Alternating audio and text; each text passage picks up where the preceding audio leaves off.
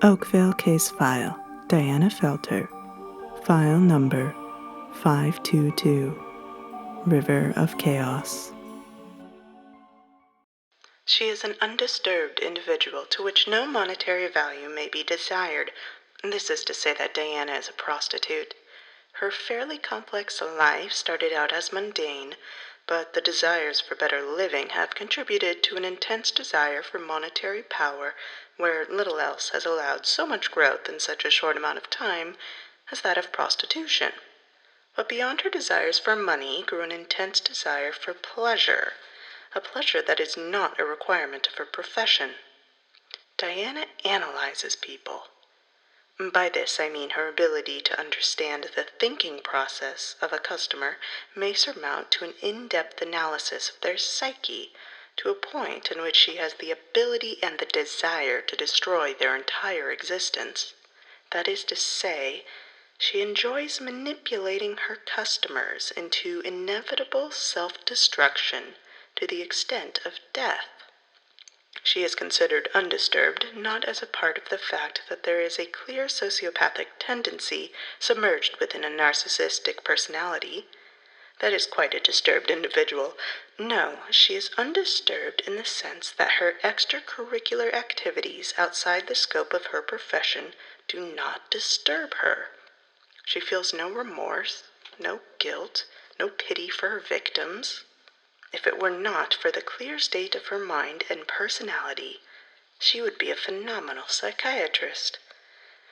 In her first dictation of her ability, she managed to describe a terrible suicide of a man she convinced to divorce his wife, abandon his job, and give all his money to her. The scene she walked into after months of torturing this man was his mangled corpse strewn about a bathtub with multiple lacerations across his legs, arms, and face. The most horrific part was that he had removed his own genitals and placed them in a necklace box for her as a sort of last gift before departing the world of the living. She had managed to regale me with this story in great detail and depth, far more than I am willing to portray here, without a sense of remorse at all. It was in this first session that I decided it was best not to let her personally edit the transcriptions of our conversations as I do with the rest of the patients. Being in the same room with her as she talks about her actions prior to Oakvale can be quite unnerving, and I would not wish that on anyone in any variation. Her tale had been unsettling, to say the least, yet somehow I was transfixed. I could not pull away, stop her, or pause the session in any way. Her words completely enveloped my being, and I could not do but listen and write. I'm high as a kite, and that's all right. The love of my life is the love in sight. I'm high as a kite, and that's just fine. Gonna give it my all, gonna give it some time. The sky is gray and the earth is dead. I'm high as a kite, and I'll be all right. The end is near, the world is gone. I'm high as a kite, and I'll be just fine. People fade and people die. This life is bleak, this life is a lie. I was high as a kite, but that's long gone, just like the love for one so wrong.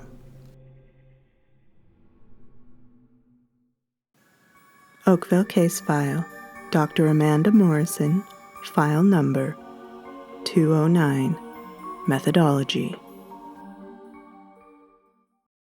I have found that a fearful patient is often less likely to make breakthroughs in understanding their own afflictions. It is in this regard that I have developed a standard method for which to examine, guide, and maintain relationships with patients. As is the case with Matthew, most patients don't even know they are ill. I must remind them of their afflictions, encourage them to tell their tales as it stands in their mind's eye. Most importantly, as they describe events in their life, I have them re-examine the web they weave from an alternate perspective. It allows them to see it from the point of view they have found comforting and the point of view they do not. I transcribe these sessions in their entirety. However, going over the files can be troubling. It seems as if some of my files have gone missing, and the ones I find that have been misplaced are often doodled and scrawled on by an unfamiliar hand. But I digress. I encourage my patients to read over the transcripts themselves after things I may have miswrote and retell it again. This idle repetition allows for the time to comprehend the story they tell to the fullest, while getting peace of mind knowing that someone cares enough to get the story right. It is not in my own words, but that of my predecessor. Though he did not utilize repetition as I do, he did make mountain-like strides to improve the field of psychiatrics through similar uses of the mundane task. His disturbing tactics, in the ever-constant quest for sanity from the insane, brought him down to the patient's level in the end. He cared deeply for his patients as I do, though I employ some of those tactics in similar fashion, such as this one. I dare not go as far as him for fear of the same fate. To go so deep into the rabbit hole as he would cause any sane person a severe break in mental facilities, and inevitably shorten their lifespan to that of which they strive to cure.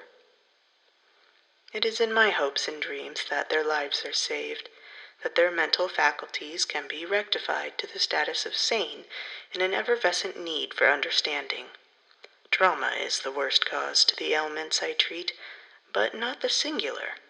Some are born with them, others develop them seemingly at random, but the insatiable desire to better their lives could be deemed an insanity of its own, I suppose. I do not seek to prevent, but only to correct their mental duress. The ostensible Matthew has gifted me with another of his tales, as he is wont to do. He has become his own narrator again. We have made severe progress to move past the base method I have employed, moving on to simple self-dictation. However, I clearly misjudged his improvement when it appeared he had worked past that obvious fallacy in his personality. I have reminded him to speak as if he is the character he describes in his transcripts, especially considering he is the character he describes. I can only hope to continue minuscule improvements with him at this point, and dream of a major breakthrough later. Though he is not nearly as dangerous as other patients, he has that intense smile that speaks volumes to his delusions of grandeur. It can trigger a fight-or-flight response in some of the orderlies, and even in me from time to time. Deviant soul, it's what we owe. The ghosts about doubt, our goals.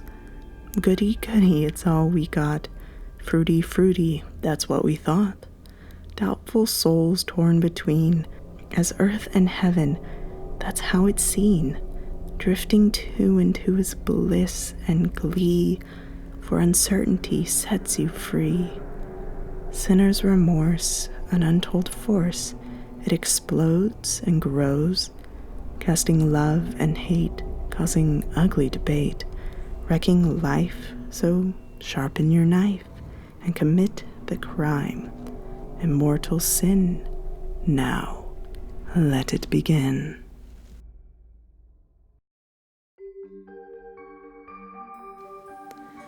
Dark Library, The Chronicles of Oakvale was written by Michael Holderness and produced by Out of Pocket Productions. The roles of Dr. Amanda Morrison and Diana Felter were played by Morgan Ramirez. You can find us on Twitter at Out of Pocket Prod and Facebook at Out of Pocket Productions. If you would like to help us out, like, share, and subscribe to our podcast. Come back next week to hear more from Dr. Amanda Morrison.